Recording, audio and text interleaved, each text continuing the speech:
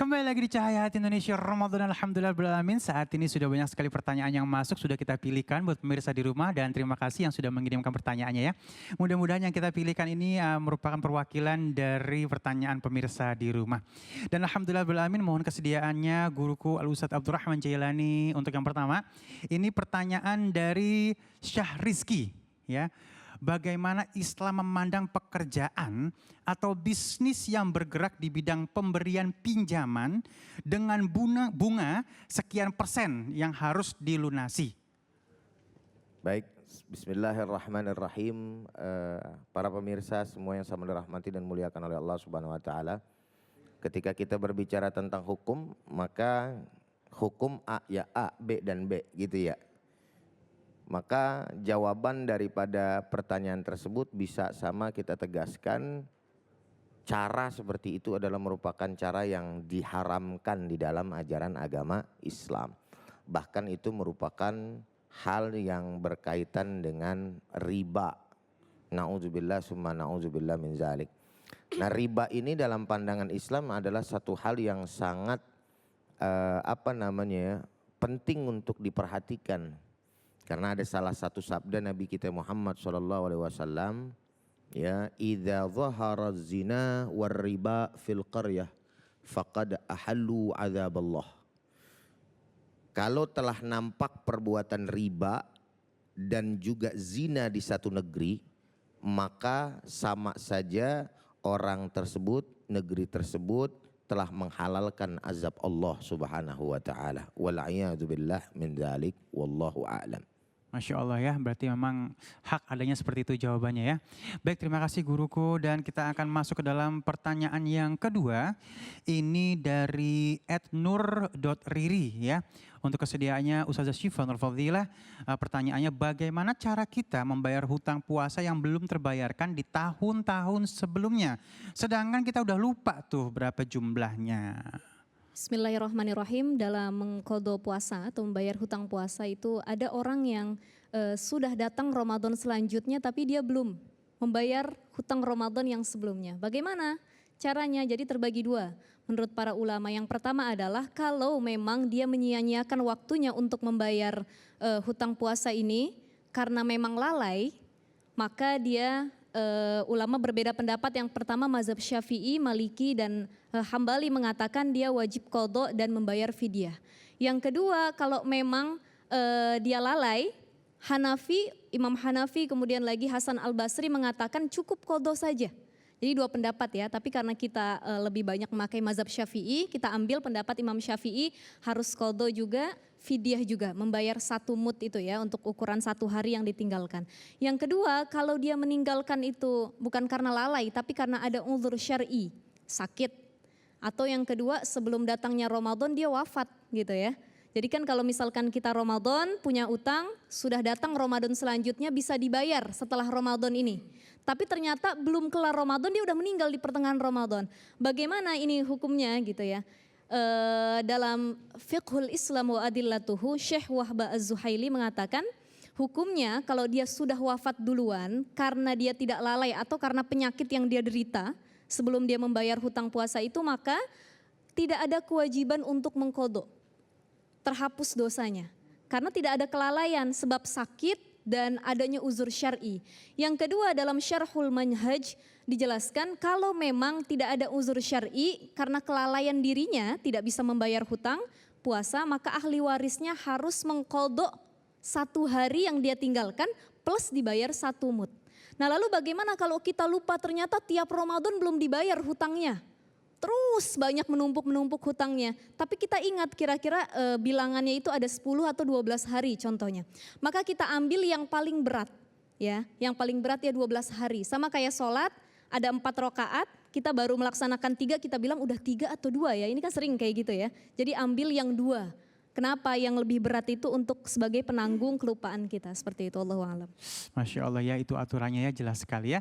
Dan kita masuk ke dalam pertanyaan yang ketiga. Mohon kesediaannya Ustadz Syam.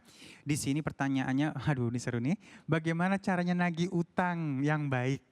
Ya, karena yang berhutang itu, Astagfirullahaladzim ya, ini ada cuplikannya tapi seperti itu kira-kira ya. Kita coba lihat yuk cuplikannya seperti apa yuk. Assalamualaikum warahmatullahi wabarakatuh. Bismillahirrahmanirrahim. Terima kasih atas kesempatan yang diberikan kepada saya. Perkenalkan, nama saya Dara, di mana di sini saya ingin menanyakan kepada Ustadz mengenai bagaimana sih cara menagih hutang yang baik dan benar menurut syariat Islam, sehingga tidak dapat menyinggung perasaan yang bersangkutan ketika ditagih kayak gitu. Soalnya saya pernah menagih kepada rekan saya, namun hingga saat ini alhamdulillah belum dibayar gitu. Nah, kira-kira cara terbaik dan cara ampuh pastinya tidak menyinggung yang bersangkutan yang saya tagih tersebut bagaimana sih Ustadz? Terima kasih dan assalamualaikum warahmatullahi wabarakatuh. Nah, itu dia tuh ya cuplikannya ya. Jadi seperti yang tadi Ali bilang, jadi bagaimana caranya menagih hutang yang baik karena yang berhutang itu belum saja membayarkan udah lama banget nggak dibayar-bayarin nih. Silakan Ustadz. Terima kasih Mbak Dara. Maka Allah Subhanahu wa taala berfirman di dalam surah Al-Baqarah, "Wa in kana dzu usratin fanadhiratun ila maisarah wa an tasaddaqu khairul lakum in kuntum ta'lamun."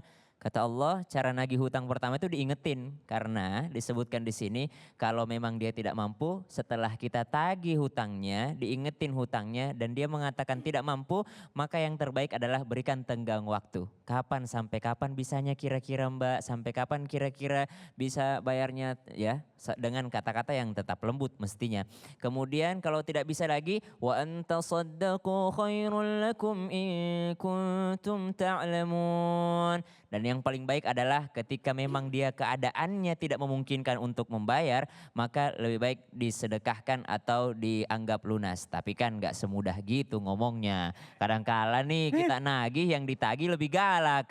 Makanya ayat terpanjang dalam Al-Quran adalah ayat tentang hutang piutang. Harus memberikan 2 saksi, harus falyaktub, harus mencatatnya dengan kwitansi. Kalau sekarang ada mungkin screenshot, maka kita screenshot. Kenapa? Karena kalau sekarang galakan yang ngutang daripada yang ngasih utang. Giliran kita mau nagih, susah bener nagihnya. Maka dari itu ya tetap dengan ucapan yang lembut, tetap dengan ucapan yang benar. Kalau perlu lain kali kalau dikasih hutang, dikasihlah yang namanya catatan ataupun kwitansi ataupun bukti pembayaran sehingga mengingatkannya lebih mudah lagi. Kita tuh ada sebenarnya adat di Indonesia yang sebenarnya kurang bagus ya, kurang bagus. Ya di sisi lain bagus tapi di sisi lain kurang bagus. Kita tuh nggak enakan orangnya. Nah, itu dia tuh. Nah, nggak enakan ini kadangkala membawa kita atau menjerumuskan ke dalam yang namanya kebinasaan itu sendiri. Kadangkala mau mengatakan A karena nggak enak ya dibilangnya setengah A. Kadang mau bilang B karena nggak enak ya setengah B ini. Ternyata kata Allah ucapkan sesuatu yang benar-benar dan kita harus melakukannya karena itu perintah agama. Ya Allah, yang namanya utang itu dibawa mati, ya hati-hati ya jadinya. Masya Allah ya. Baik, selanjutnya guruku Kiai Haji Agus Dermawan, dai berjuta pemirsa. Ini pertanyaan dikirimkan oleh @nurul_halimah. Kiai, mohon izin. Apa itu? Saat kita ingin sedekah tapi masih punya utang, mana yang harus didahulukan? Jadi sedekah atau hutang ini. Nah ya, terus habis itu ada pertanyaan selanjutnya, apa fungsi sedekah? Silakan Kiai. Ya, bila ada rezeki yang harus diutamakan adalah hutang dulu. Kalau tadi ada pertanyaan bagaimana cara menagih hutang yang baik. Tapi ada juga pertanyaan bagaimana cara orang yang hutang yang baik. Satu saja, cepat segera dibayar. Itu paling baik.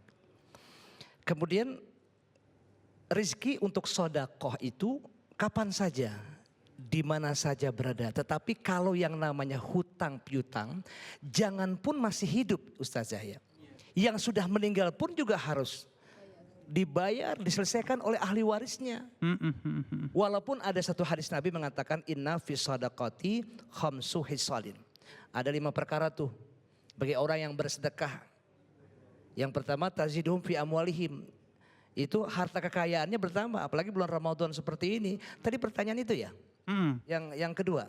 Iya, jadi yang kedua apa fungsi sedekah katanya? Fungsi sedekah, iya sedekah itu amal soleh yang jadi investasi akhirat, sadaqatin jariyatin au ilmin yuntafa'u bihi au waladin sholihin yad'u lahu. Di antaranya taziduhum fi amwalihim, akan bertambah tuh harta kekayaan mereka. Amin dong, kok diam aja. Amin ya Allah, amin. Yang kedua adalah orang yang gemar bersedekah itu tidak lain adalah dawaun lil marid, sebagai obat bagi orang yang marid, yang sakit. Amin ya Allah, amin ya Allah. Yang ketiga tuh yarfa'ullahu taala anhumul bala. Allah akan mengangkat tuh pintu bala musibah tuh tadinya mau datang karena sodakoh merinding tuh. Jadi enggak habis. Artinya ditutup pintu bala. Yang keempat nih. Ya muruna ala siratul mustaqim kal barqil khatib. Orang yang gemar sedekah itu melintasi tuh jembatan siratul mustaqim seperti kilat menyambar. Nah kemudian yang terakhir nih ya, ternyata yadkhulunal jannata bighairi hisab wala azab. Masuk surga tanpa hisab. Amin ya tanpa Allah. azab. Bayangin coba. Makanya saudara, kuncinya yang pertama adalah ayo jangan bertele-tele. Ayo selesaikan segera sebelum Anda wafat, sebelum Anda meninggal. Juga jangan dijadikan penyakit bahwa hutang padahal uangnya berlimpah ruah, tapi tetap saja dia berhutang kepada orang lain.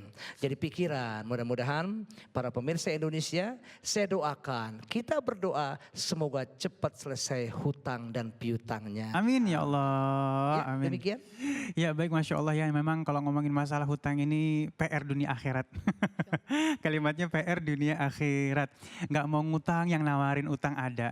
Terus Terus kalau nagih Susah, utang susah. itu ternyata kita bukan menyakiti orang, menzolimi orang ya. Kayak itu wajib ya. nagih. Wajib malah nolongin Wajib dia. nagih ya. Ah. Karena kadang-kadang kan Biar kita nggak nggak jadi enak beban buat nagihnya. dianya. Iya. Iya. Kadang-kadang ngingetin, maafin ya, aneh mau ngingetin ente nih wajib soalnya daripada ente masuk neraka.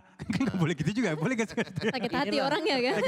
Terkadang hubungan manusia rusaknya karena ini. Iya. Ya karena hutang piutang.